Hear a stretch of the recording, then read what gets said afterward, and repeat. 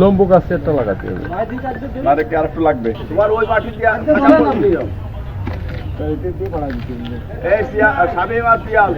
মাননীয় প্রধানমন্ত্রী জনাব তারেক রহমান সাহেব বৃক্ষরোপণ যে কর্মসূচি হাতে নিয়েছেন দেশে আসার পরে, উনি বলেছেন 25 কোটির মতো গাছ রোপণ করবেন। সেটা ধারাবাহিকতায় মোহাম্মদপুর উপজেলা বিএনপি, ছাত্রদল, যুবদল, স্বেচ্ছাসেবক দল সহ অন্যান্য অঙ্গ সংগঠনের নেতাকর্মীদেরকে নিয়ে গাছ লাগানোর কর্মসূচি শুরু হয়েছে। এটা বৃষ্টির মৌসুম।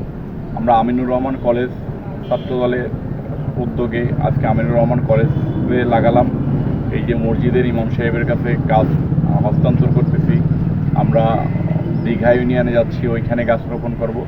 মাগুরা 2 আসন সহ মাগুরার বিভিন্ন জায়গায় এই গাছ রোপণ কর্মসূচি অব্যাহত থাকবে।